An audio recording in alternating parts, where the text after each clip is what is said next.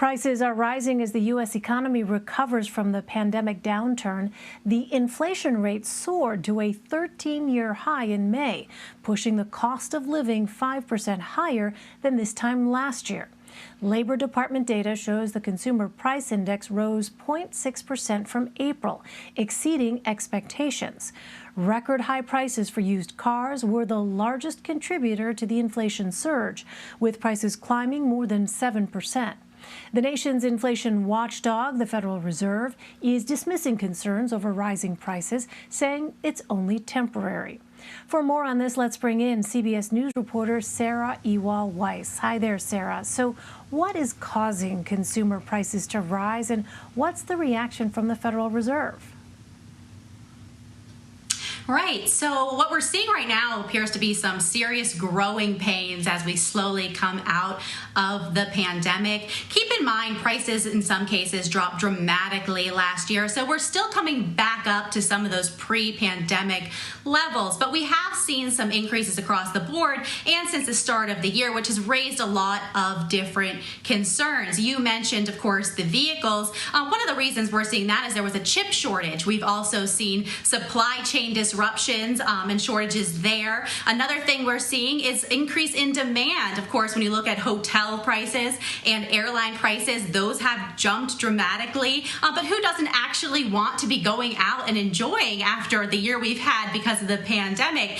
So those are some of the things that are driving these increases. You mentioned the Federal Reserve saying that they will not be increasing interest rates at this time. They call it, the chairman calling it temporary. That's something he's been saying for some time now. White House officials are saying they're keeping a close eye on these rising prices. The Treasury Secretary over the weekend also was asked about inflation, and she said she does expect inflation through the end of the year, putting it at maybe about 3%, but this is something that they're closely monitoring.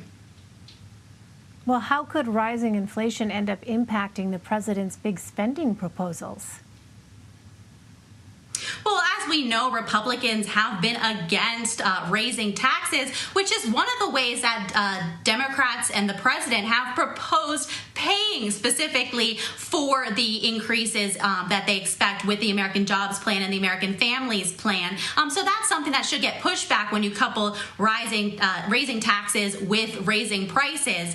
So that's something to keep in mind. Of course, you mentioned before that there has been bipartisan talks that have maybe a proposal that does not include tax raises. So that's something also to keep an eye on moving forward. Something to be said here is with the American Rescue Plan, basically when that passed, that $1.9 trillion plan, that actually borrowed against the debt. So they really were focused there on bringing the economy forward more quickly with that rescue. To that end, however, they said that they had some room to play fiscally because interest rates are so low.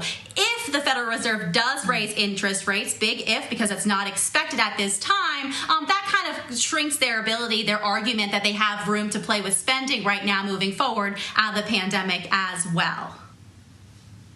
Well, let's talk about small businesses. You report they fear missing out on federal contracts and the big money that comes with them. So how much money are we talking about, Sarah? And why do some small business owners feel those dollars are out of reach? Yeah, so it turns out federal contracts are a huge source of business for businesses across the country. We're talking about nearly $600 billion as of 2019's number, and about 23% of that is required to go to small business by law. That's about $130 billion. The problem is that we've seen while they've met that target year after year recently, they are seeing a shrinking pool of small businesses participating. It's been a decrease of about 38%. And I've spoken to a number of small businesses, and the real challenges they face are this procurement process with obtaining these federal contracts.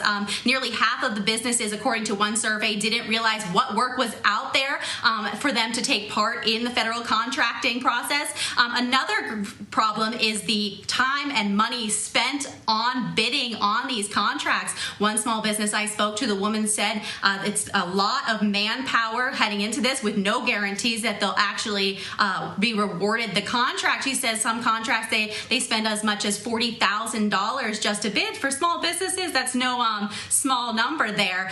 So this is something that they've had challenges with, and they're still trying to really push to make sure that they get some of these potential contracts, especially as we talk as new business and new spending under the Biden administration. So then, Sarah, if that's the case, in light of the challenges you've just laid out, what are these small businesses turning to? Right. So a survey found basically that these small businesses, when they look at them, they're more often participating in local and state contract work. The good news here is those businesses that are participating in local and state contracting work, 75% of them said that if the process became more streamlined, more efficient, and less of a challenge for them, they would absolutely want to participate in federal contracting work. And that also increased when you look at businesses owned by people of color.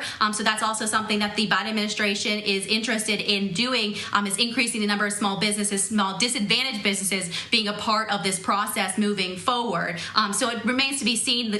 Congress will have to get involved as well to change some of this process.